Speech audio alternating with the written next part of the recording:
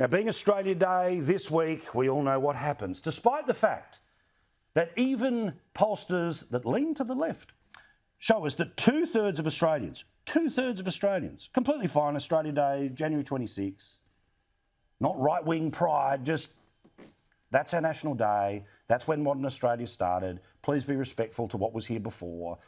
No one thinks it's, Southern Cross Tattoos Day and burning crosses on people's yards. And despite the fact that 28 of 31 councils in Victoria are, of course, going to be having Australia Day, just as they always have, but the Greens ones, they are, of course, not going to have it. The media loves feeding to the third of the country and trying to spin to the two-thirds of the country there's something fundamentally wrong here and we all have to change everything.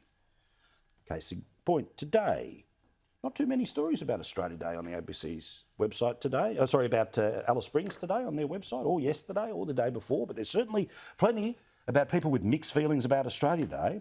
There's somebody who used to be part of the Australia Day Council who says that change is coming. There was a decision that was made over the weekend. Surprise, surprise, for the third year running. No Australia Day parade, thanks to the Victorian government. Now, we all know where we sit on this conversation. We all know where we sit on this issue. What really pisses me off is that anyone who says that you should have a national day and be proud of a modern country that has achieved so much of what we have achieved somehow shouldn't have any occasion to do that because of the dispossession of 250 years ago. Can I be very clear? I'm there with Noel Pearson. I'm fine with the 25th being Mabo Day and the 26th being Australia Day.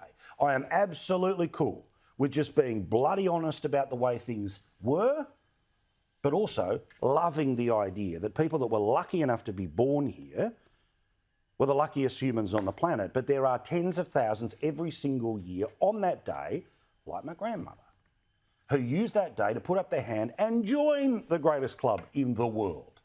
One to be proud of. But this year it's all a little bit different because we know that big corporates are going to slowly but surely pull the pin on it. We know that despite the fact that two-thirds of Australians are cool with it, the third that matters is the third that fly at the front of the plane, the third that are on Twitter, the third that pick up the phone, the third that scream like banshees.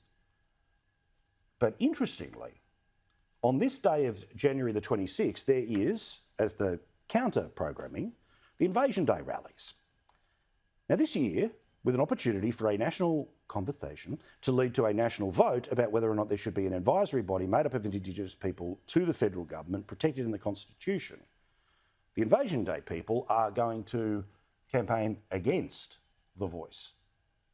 We learn via the annals that normally pump up Invasion Day that this is going to be, in part, rallies against The Voice because, put simply, they think that it's a compromise made to make white people feel fine but not to actually change anything, not to deal with issues of sovereignty, not to deal with reparations, not to deal with representation.